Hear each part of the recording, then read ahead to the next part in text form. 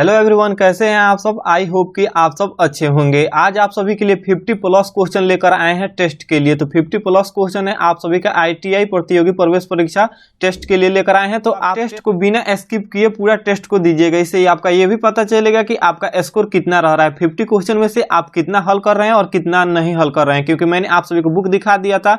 उसी बुक से सभी क्वेश्चन मैंने इस वीडियो में कवर करने की कोशिश किया हूँ, जो कि काफी इंपॉर्टेंट बुक है। तो उसी बुक से सब क्वेश्चन लेकर आए हैं। तो आप टेस्ट के लिए रेडी है तो कमेंट बॉक्स में बता दें कि रेडी हैं। तो उसके बाद चलिए हम टेस्ट को शुरू करते हैं। तो यहाँ पर इसका फर्स्ट नंबर क्वेश्चन है और उसका फर्स्ट नंबर क्वेश्चन क्या कह रहा है कि आप सबको मैं क्वेश्चन और ऑप्शन बोलूंगा और 5 सेकंड का टाइम दिया जाएगा। उसके बाद आप सभी को आंसर कमेंट बॉक्स में करना है। अगर आपको 5 सेकंड में आंसर नहीं कर पाते हैं तो वीडियो को रोक दीजिएगा और रोक कर इसका आंसर कमेंट बॉक्स में कर सकते हैं। तो प्रश्न क्या है कि किसी वस्तु का आवर्धित और आभासी प्रतिबिंब प्राप्त करने के लिए प्रयोग किया जाता है। तो किसका प्रयोग किया जाता है, यहाँ पर आप सभी का 4 ऑप्शन दिया गया है। ऑप्शन क्या कह रहा है कि ए में कि समतल दर्पण का, बी में कह रहा है कि उत्तल दर्पण का, और सी में कह रहा है कि अवतल दर्पण का, और डी में अवतल लेंस का। तो किसका प्रयोग किया जाता है, तो आप सभी का 5 सेकंड का टाइम अब स्टार्ट होता है।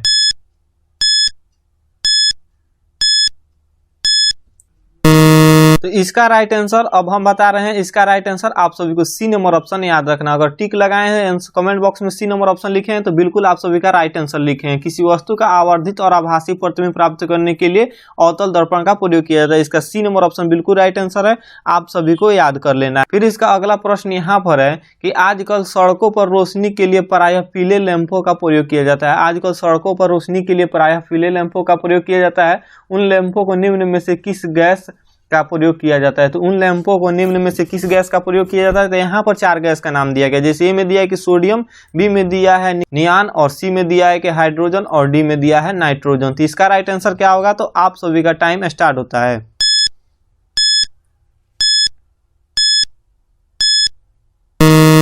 तो इसका राइट आंसर आप सभी को ये बी नंबर ऑप्शन याद रखना है, जो कि आजकल सड़कों पर जो रोशनी लगी रहती है वो पीले लैंपों का प्रयोग किया जाता है, उसमें नियॉन का प्रयोग किया जाता है। इसका बी नंबर ऑप्शन बिल्कुल राइट आंसर है। अगर आपने कमेंट बॉक्स में बी नंबर ऑप्शन लिखा है तो ये बिल्कुल राइट आंसर है। फिर इसका अगला प्रश्न यहाँ पर है। प्रश्न क्या कर रहा है कि पानी से निकालने पर शेविंग ब्रश के बाल आपस में चिपक जाते हैं। आपस में चिपक जाते हैं, इसका कारण क्या है। तो इसका कारण 4 विकल्प दिया गया है। ए में दिया है कि पृष्ठ तनाव, बी में दिया है कि सन्यता, और सी में दिया है प्रस्थता था, और डी में दिया है घर्षण। तो इसका राइट आंसर क्या होगा, तो आप कमेंट बॉक्स में बताएं। अगर आपको लगता है कि वीडियो थोड़ा फास्ट हो रहा है तो आप वीडियो को रोक सकते हैं और रोक कर आंसर कमेंट बॉक्स में दे सकते हैं, मगर सबका आंसर आप जरूर कमेंट बॉक्स में दें।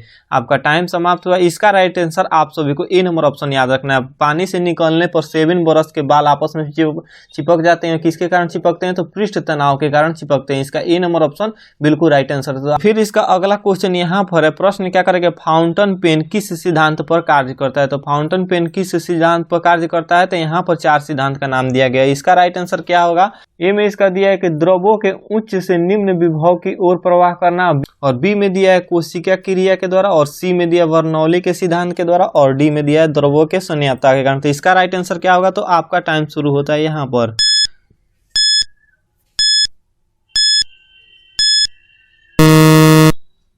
तो इसका राइट आंसर आप सभी को याद कर लेना है, बी नंबर ऑप्शन।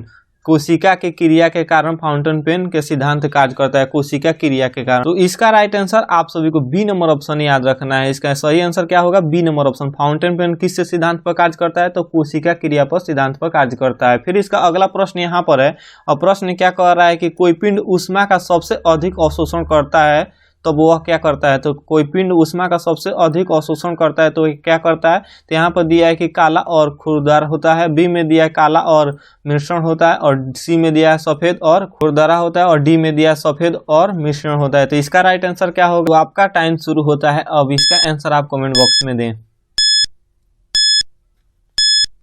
तो आपका समय समाप्त हुआ। इसका right answer A number option आप सभी को याद करना है। अगर टिक लगाए हैं तो बिल्कुल सही आंसर होगा, काला और खुरदरा इसका आंसर होगा। फिर इसका अगला प्रश्न यहाँ पर है कि रॉकेट की गति में निम्नलिखित में से कौन सा संरक्षण सिद्धांत लागू होता है। तो रॉकेट की गति में निम्नलिखित में से कौन सा संरक्षण सिद्धांत लागू होता है, तो यहाँ पर आप सभी को 4 ऑप्शन दिया गया। ऑप्शन देखकर आंसर करें। तो आपका समय यहाँ पर शुरू होता है।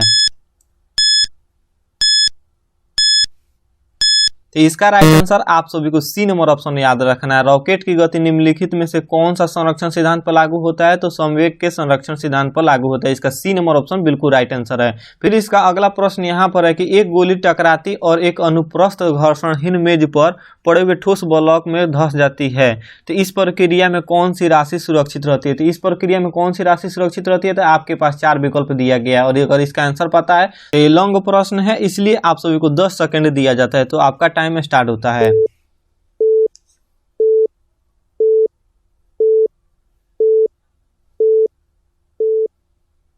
तो आई होप कि आपने इसका आंसर कर दिया होगा। तो इसका राइट आंसर आप सभी को बी नंबर ऑप्शन याद रखना है। केवल संवेग सुरक्षित रहता है। एक गोली टकराती है और एक अनुप्रस्थ घर्षणहीन मेज पर पड़े हुए ठोस ब्लॉक में धंस जाती है, तो किस प्रक्रिया में कौन सी राशि सुरक्षित रहती है? तो केवल संवेग सुरक्षित रहती है। इसका बी नंबर ऑप्शन बिल्कुल राइट आंसर है। फिर इसका अगला क्वेश्चन यहाँ पर है कि तरल से भरे बीकर में तल किस कारण ऊपर दिखाई देता है? जब कोई बीकर भरा हुआ है तरल पदार्थ से तो ऊपर की ओर क्यों दिखाई देता है? तो कुछ ऊपर की ओर क्यों उठा दिखाई देता है? तो इसका कारण क्या है? तो आपका टाइम स्टार्ट होता है। अब इसका राइट आंसर आप 5 सेकंड में बताएं।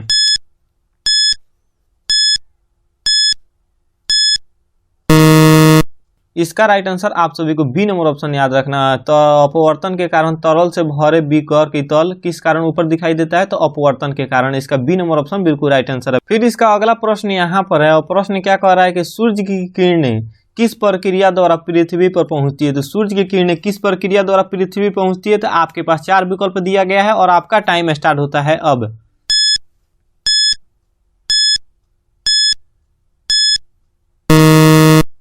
आई होप कि आपने इसका आंसर कर दिया होगा। इसका राइट आंसर अगर आपने ए नंबर किया है तो बिल्कुल राइट आंसर किया है। सूर्य की किरणें किस प्रक्रिया द्वारा पृथ्वी पहुंचती है? तो विकिरण प्रक्रिया द्वारा पृथ्वी पहुंचती है। इसका ए नंबर ऑप्शन बिल्कुल राइट आंसर है। अगर आपको याद नहीं है तो याद कर ले। फिर इसका अगला प्रश्न यहाँ पर है और प्रश्न क्या कर रहा है कि एक्सरे की खोज किसने की थी? तो एक्सरे की खोज किसने की थी? तो आपके पास 4 विकल्प यहाँ पर दिया गया है और आपका टाइम स्टार्ट होता है अब।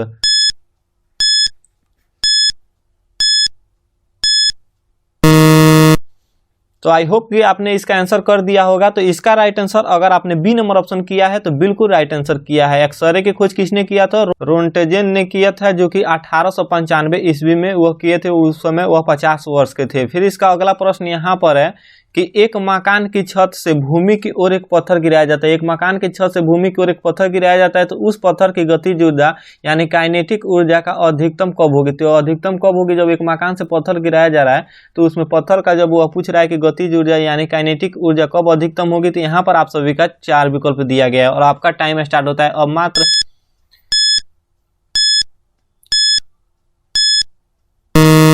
इसका राइट आंसर क्या होगा? तो इसका राइट आंसर आप सभी को सी नंबर ऑप्शन याद रखना है। भूमि पर पहुंचने के ठीक पहले वह उसका गतिज ऊर्जा अधिक हो जाती है, अधिकतम बढ़ जाती है, इसलिए इसका सी नंबर ऑप्शन बिल्कुल राइट आंसर अगर आपने किया है तो यह बिल्कुल राइट आंसर ऑप्शन है।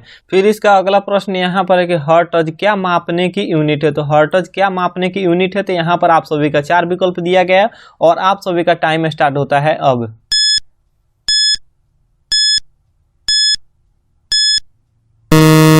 तो इसका राइट आंसर अगर आपने ए नंबर ऑप्शन लगाया है तो बिल्कुल राइट आंसर लगाया है। तो रंगों की आवृत्ति इसका आंसर होगा। इसका ए नंबर ऑप्शन बिल्कुल राइट आंसर होगा। आप सभी को याद कर लेना है। फिर इसका अगला प्रश्न यहाँ पर है और प्रश्न क्या कर रहा है कि ब्लीचिंग पाउडर का रासायनिक नाम क्या है? तो ब्लीचिंग पाउडर का रासायनिक नाम क्या है? तो इसका 4 ऑप्शन दिया गया है और आप सभी का टाइम स्टार्ट होता है अब।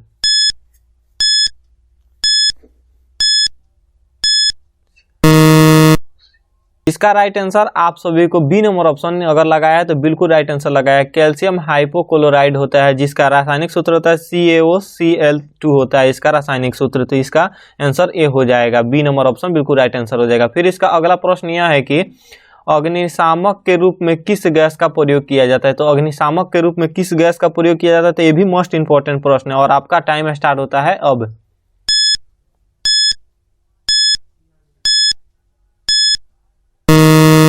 तो इसका राइट आंसर आप सभी को ए नंबर ऑप्शन याद रखना है।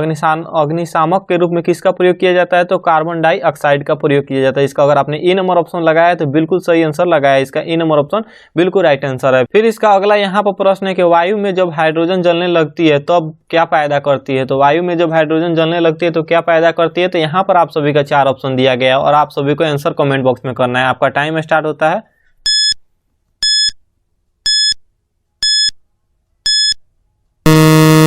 तो इसका राइट आंसर आप सभी को बी नंबर ऑप्शन क्या याद कर लेना है। वायु में जब हाइड्रोजन जलने लगती है तो क्या पैदा करती है, तो जल पैदा करती है। इसका बी नंबर ऑप्शन बिल्कुल राइट आंसर है, आप सभी को याद कर लेना है। फिर इसका अगला प्रश्न यहाँ पर है, और प्रश्न क्या करे कि ओजोन छिद्र के लिए कौन सा प्रदूषण जिम्मेवार है। तो ओजोन छिद्र के लिए कौन सा प्रदूषण जिम्मेवार है, तो आपके पास 4 ऑप्शन दिया गया है और इसका राइट आंसर क्या होगा आप जरूर कमेंट बॉक्स में बताएं और आपका टाइम स्टार्ट होता है।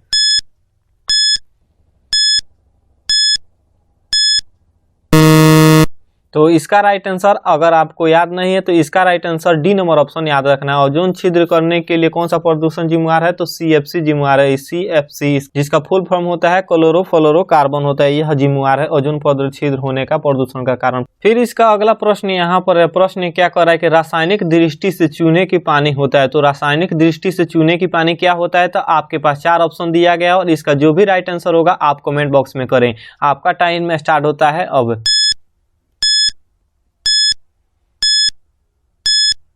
तो आपका समय समाप्त हुआ। तो रासायनिक दृष्टि से चूने की पानी को कैल्शियम हाइड्रोक्साइड कहते हैं, जिसका रासायनिक सूत्र CaOH2 होता है। इसका रासायनिक सूत्र क्या होता है, CaOH2 होता है। फिर इसका अगला प्रश्न यहाँ पर है, प्रश्न क्या कर रहा है कि ग्लूकोज किसका एक प्रकार है। तो ग्लूकोज किसका एक प्रकार है, तो इसका राइट आंसर क्या होगा आप कमेंट बॉक्स में बताएं।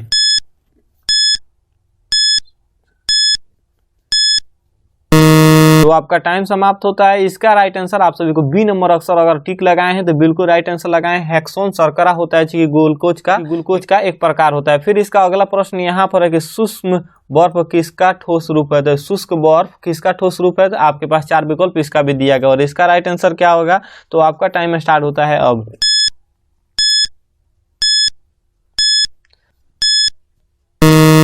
तो अगर आपने बी नंबर ऑप्शन टिक किया है तो बिल्कुल राइट आंसर टिक किया है। शुष्क बर्फ का ठोस रूप क्या होता है, कार्बन डाइऑक्साइड होता है। इसका बी नंबर ऑप्शन बिल्कुल राइट आंसर है। फिर इसका अगला प्रश्न यहाँ पर है कि जल गैस किसका संयोजन है। तो जल गैस किसका संयोजन है, तो आपके पास 4 विकल्प दिया गया है और आपका टाइम स्टार्ट होता है।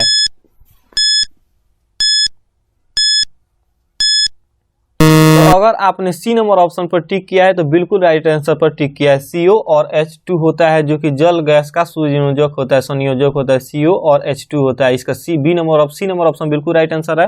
फिर इसका अगला प्रश्न यहाँ पर है कि किसकी उपस्थिति के कारण चूने पानी वायु में रखने पर दूधिया हो जाता है। तो किसकी उपस्थिति के कारण चूने का पानी वायु में रखने पर दूधिया हो जाता है, तो आपके पास 4 विकल्प इसका भी दिया गया है और इसका राइट आंसर क्या होगा आप कमेंट बॉक्स में बताएं।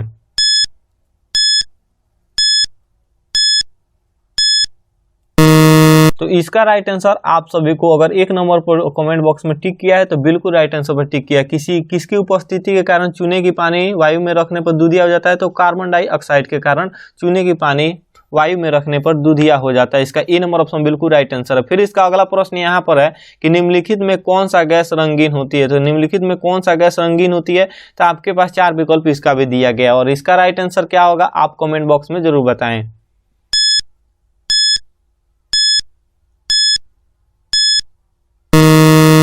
तो इसका राइट आंसर आप सभी को सी नंबर ऑप्शन याद है। में से कौन सा गैस रंगीन होती है, तो क्लोरीन है जो कि रंगीन होती है। इसका सी नंबर ऑप्शन में अगर टिक लगाए हैं तो बिल्कुल राइट आंसर पर टिक लगाए हैं और आपके ITI एंट्रेंस एग्जाम में मोस्ट इंपॉर्टेंट क्वेश्चन ऐसा ही पूछने वाला है जो कि प्रीवियस ईयर का क्वेश्चन सभी है, तो आप सब वीडियो के साथ बने रहें। फिर इसका अगला प्रश्न यह है कि पेट्रोल की गुणवत्ता किसके अभिव्यक्त की जाती है। तो पेट्रोल की गुणवत्ता किससे अभिव्यक्त की जाती है, तो आपके पास 4 विकल्प इसका भी दिया गया और इसका राइट आंसर क्या होगा आप कमेंट बॉक्स में बताएं।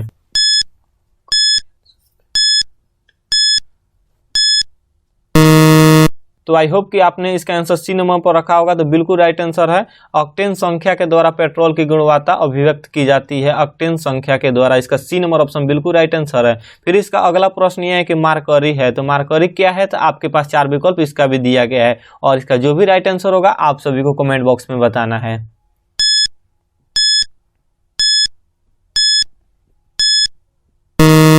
तो अगर आपने इसका बी नंबर ऑप्शन पर टिक लगाया है तो बिल्कुल राइट आंसर पर टिक लगाया है। मार्करी क्या है, तो द्रव्य धातु है। इसका बी नंबर ऑप्शन बिल्कुल राइट आंसर है। अगर आपको याद नहीं है तो फिर याद कर ले। फिर इसका अगला प्रश्न यहाँ पर है कि निम्नलिखित में से जल की अस्थायी कठोरता का क्या कारण है। तो निम्नलिखित में से जल का अस्थायी कठोरता का क्या कारण है, तो आपके पास 4 विकल्प इसका भी दिया गया और इसका राइट आंसर क्या होगा आप प्लीज कमेंट बॉक्स में बताएं।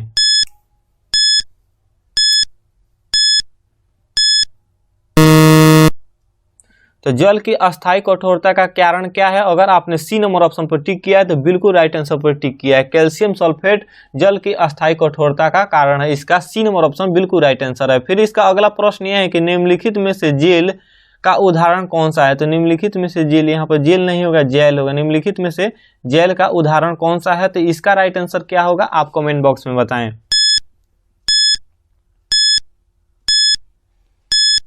तो अगर आपने ए नंबर ऑप्शन पर टिक किया है तो बिल्कुल राइट आंसर पर आपने टिक किया है। इसका ए नंबर ऑप्शन राइट है। तो फिर इसका अगला प्रश्न यहाँ पर है कि दूध को दही में अस्कंधित करने वाला एंजाइम है। तो दूध को दही में अस्कंधित करने वाला एंजाइम कौन सा है? तो आपके पास 4 विकल्प इसका भी दिया गया और इसका राइट आंसर क्या है?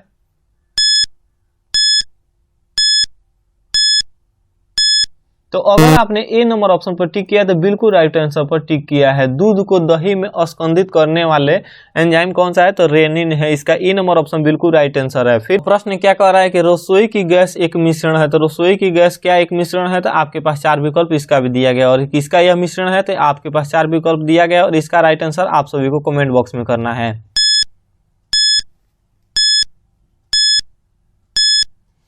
इसका राइट आंसर अगर आपने सी नंबर ऑप्शन पर किया है तो बिल्कुल राइट आंसर पर किया है। रसोई का गैस एक मिश्रण है तो ब्यूटेन और प्रोपेन का मिश्रण है। इसका सी नंबर ऑप्शन बिल्कुल राइट आंसर है। आप सभी को याद कर लेना है, याद नहीं है तो फिर इसका अगला प्रश्न यहाँ पर है कि पेट्रोलियम एक मिश्रण है। तो पेट्रोलियम किसका मिश्रण है? तो आपके पास 4 विकल्प इसका भी दिया गया और आपका टाइम स्टार्ट होता है अब।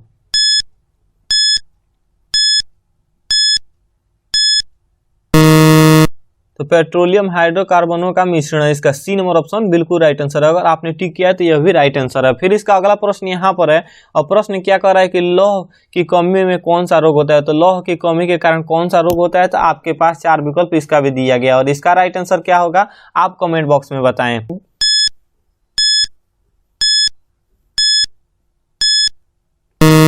तो अगर आपने इसका डी नंबर ऑप्शन टिक किया है तो बिल्कुल राइट आंसर है, क्योंकि लौह के कमी से थायराइड ग्रंथि भी ग्रसित होता है मगर इसके लिए जिम्मेदार गाइटर भी है। तो इसका डी नंबर ऑप्शन बिल्कुल राइट आंसर है। अगर आपको प्रश्न पूछे कि लौह की कमी से कौन सा रोग होता है तो गाइटर यहाँ पर टिक करना है और उसके बाद आगे बढ़ जाना है। फिर इसका अगला प्रश्न यह है कि तंबाकू में निम्नलिखित में से क्या होता है? तो तंबाकू में निम्नलिखित में से क्या होता है? तो आपके पास 4 विकल्प इसका भी दिया गया है और इसका राइट आंसर क्या है तो आप सब कमेंट बॉक्स में इसका आंसर बताएं।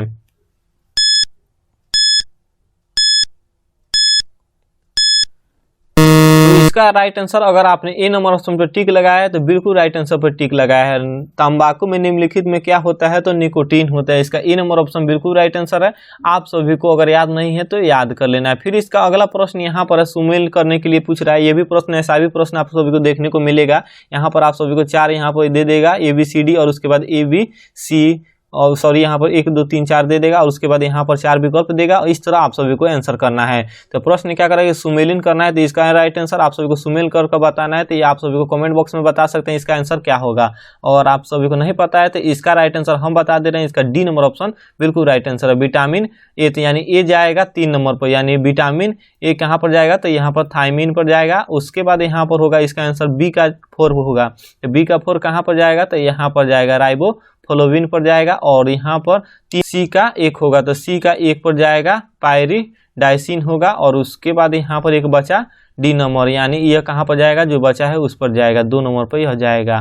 तो इसी तरह इसका आंसर ये हो जाएगा। आप सभी को याद कर लेना है ऐसा भी क्वेश्चन। फिर इसका अगला प्रश्न यहाँ पर है कि फूलों का मधुर और मीठा स्वाद किसके कारण होता है? तो फूलों का मधुर और मीठा स्वाद किसके कारण होता है? तो इसका भी 4 विकल्प दिया गया और इसका राइट आंसर क्या होगा तो आप सभी को कमेंट बॉक्स में इसका आंसर करना है। तो फूलों का मधुर और मीठा स्वाद फैक्टोज के कारण होता है। अगर आपने बी नंबर ऑप्शन पर टिक किया है तो बिल्कुल राइट आंसर है। अगर आपको याद नहीं है तो याद कर लेना है। फिर इसका अगला प्रश्न यहाँ पर है और प्रश्न क्या कर रहा है कि मानव शरीर का सबसे बड़ा अंग कौन सा है? तो मानव शरीर का सबसे बड़ा अंग कौन है? तो आपके पास 4 विकल्प दिया गया और इसका राइट आंसर को आप सभी को कमेंट बॉक्स में करना है।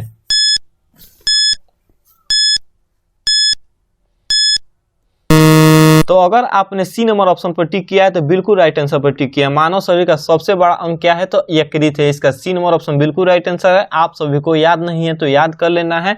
और फिर इसका अगला क्वेश्चन यह है कि निम्नलिखित में से किसका संश्लेषण यकृत द्वारा हो सकता है? तो निम्नलिखित में से किसका संश्लेषण यकृत द्वारा किया जाता है? सॉरी यहाँ पर किया जा सकता है। तो इसका राइट आंसर क्या होगा? जो भी होगा आप सभी को कमेंट बॉक्स में इसका आंसर करना है।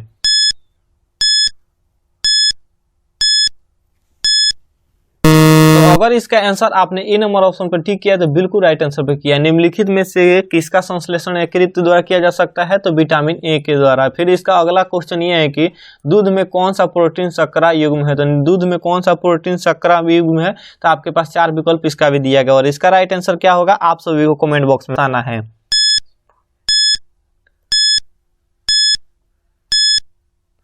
इसका राइट आंसर अगर आपने बी नंबर ऑप्शन पर किया है तो बिल्कुल राइट आंसर पर टिक किया है। तो इसका राइट आंसर अगर आपने ए नंबर ऑप्शन पर टिक किया है तो बिल्कुल राइट आंसर पर टिक किया है। अस्थियों और दांतों में मौजूद रासायनिक पदार्थ क्या होता है? तो कैल्शियम फास्फेट होता है। इसका ए नंबर ऑप्शन बिल्कुल राइट आंसर है। तो अगला प्रश्न यहाँ पर प्रश्न क्या कर रहा है कि हमारी छोड़ी हुई सांस की हवा में कार्बन डाइऑक्साइड की मात्रा लगभग कितनी होती है? तो हमारी छोड़ी हुई सांस की हवा में कार्बन डाइऑक्साइड की मात्रा कितनी होती है? तो यहाँ पर आप सभी का 4 विकल्प दिया गया और इसका जो भी राइट आंसर होगा आप सभी को कमेंट बॉक्स में करना है।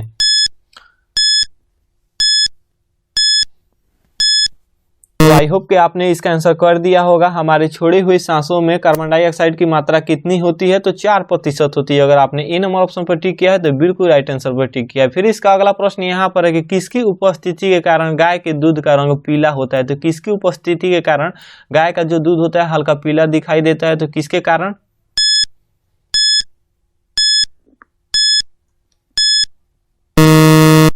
तो अगर आपने इसका डी नंबर ऑप्शन पर टिक किया तो बिल्कुल राइट आंसर पर टिक किया। किसकी उपस्थिति के कारण गाय का दूध का रंग पीला होता है? तो कैरोटीन के कारण। इसका डी नंबर ऑप्शन बिल्कुल राइट आंसर है। फिर इसका अगला प्रश्न यहाँ पर है कि खट्टे दूध में होता है। तो खट्टे दूध में क्या होता है? तो आपके पास 4 विकल्प इसका भी दिया गया और इसका जो भी राइट आंसर होगा आप तुरंत कमेंट बॉक्स में बताएं।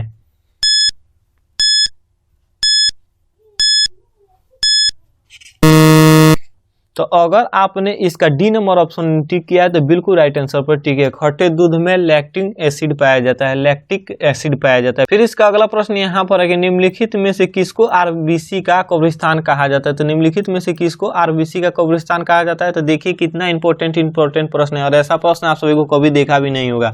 तो इसलिए आप वीडियो के साथ बने रहें। थोड़ा सा वीडियो लंबा होगा मगर आप वीडियो के साथ बने रहें। इसका पीडीएफ फाइल हम आप सभी को व्हाट्सएप ग्रुप में दे देंगे, आप हमारे व्हाट्सएप ग्रुप में ज्वाइन हो सकते हैं। तो निम्नलिखित में से किसको आरबीसी का कब्रिस्तान कहा जाता है? तो आपका टाइम स्टार्ट हो चुका है, आप कमेंट बॉक्स में आंसर दे सकते हैं।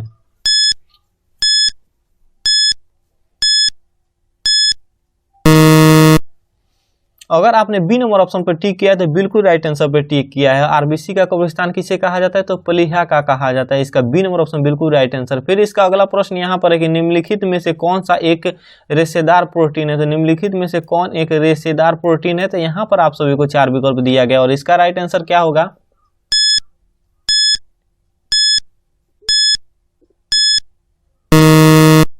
तो अगर आपने इसका सी नंबर ऑप्शन पर टिक किया है तो बिल्कुल राइट आंसर पर किया है। निम्नलिखित में से कौन एक रेशेदार प्रोटीन है? तो केराटिन है। इसका सी नंबर ऑप्शन बिल्कुल राइट आंसर है। आप सभी को याद कर लेना है अगर याद नहीं है तो। फिर इसका अगला प्रश्न यहाँ पर है कि अरक्तता किसकी कमी के कारण होती है? तो अरक्तता किसकी कमी के कारण होती है? तो आपके पास 4 विकल्प इसका भी दिया गया और इसका राइट आंसर जो भी होगा आप कमेंट बॉक्स में बता सकते हैं।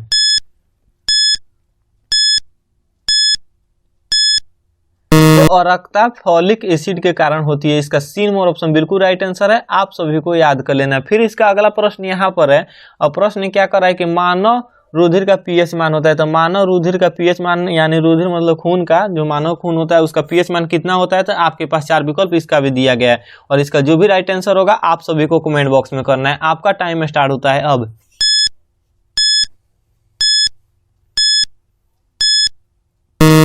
तो अगर आपने इसका डी नंबर ऑप्शन पर टिक किया है तो बिल्कुल राइट आंसर पर टिक किया है। मानव रुधिर का पीएच मान कितना होता है? तो 7.4 होता है। इसका डी नंबर ऑप्शन बिल्कुल राइट आंसर है। आप सभी को याद कर लेना है। फिर इसका अगला क्वेश्चन यहाँ पर है और प्रश्न क्या कर रहा है कि मानव के लाल रुधिर कर्णिकाओं की आयु निम्नलिखित में से कितनी होती है? तो मानव की जो लाल रुधिर कर्णिकाओं होती है उसकी आयु कितनी होती है? तो यहाँ पर आप सभी का 4 विकल्प दिया गया है और इसका जो भी राइट आंसर है आप सभी को कमेंट बॉक्स में देना है। तो इसका टाइम स्टार्ट होता है अब।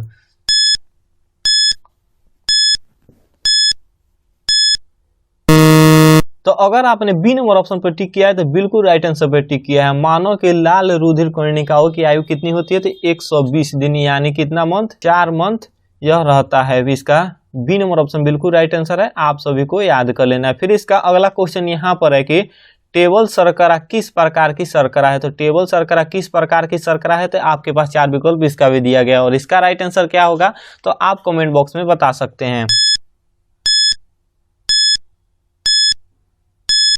तो टेबल शर्करा, इसका अगर आपने डी नंबर ऑप्शन पर टिक किया तो बिल्कुल राइट आंसर पर टिक किया। टेबल शर्करा किस प्रकार का शर्करा है, तो सुक्रोज की शर्करा, इसका डी नंबर ऑप्शन बिल्कुल राइट आंसर है। आप सभी को याद कर लेना है अगर आप सभी को याद नहीं है तो।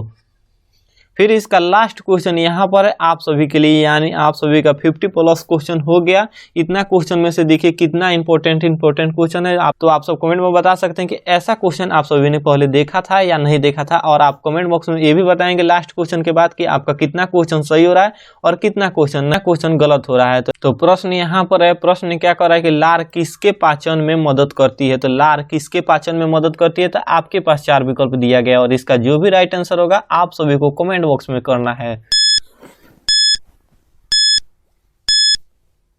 तो लार स्टार्च की पाचन में मदद करती है, इसका बी नंबर ऑप्शन बिल्कुल राइट आंसर है। आप सभी को याद कर लेना। तो ये रहा आप सभी का 50+ क्वेश्चन। जो देखिए कितना इंपॉर्टेंट क्वेश्चन, और इसमें छोटे से छोटे और बड़े से बड़े क्वेश्चन लिया गया और ये 2018 और 17 में पूछा गया प्रश्न है। तो देख लीजिए आपका कैसा को प्रश्न पूछ रहा है। और आपको वीडियो पसंद आई हो तो वीडियो को जरूर लाइक कीजिएगा और कमेंट में जरूर बताइएगा कि अगला प्रीवियस ईयर का क्वेश्चन लिया जाए, यानी पिछले साल का क्वेश्चन लिया जाए, या नेक्स्ट जो कि सैंपल बोर्ड होता है वो लिया जाए। तो आप कमेंट में बता सकते हैं, जैसा आपको कहिएगा वैसा ही क्वेश्चन लिया जाएगा आपके लिए। तो आपको कोई भी डाउट या कंफ्यूजन हो तो आप वीडियो में कमेंट करके पूछ सकते हैं, हम बताने की कोशिश करते हैं। आप कमेंट में जरूर बताइए कि आपका इतना क्वेश्चन में से 50 क्वेश्चन में से आप सभी का कितना क्वेश्चन सही हुआ। तो आप कमेंट में जरूर बता सकते हैं और मिलते हैं इसके नेक्स्ट वीडियो में। तब तक के लिए जय हिंद, वंदे मातरम।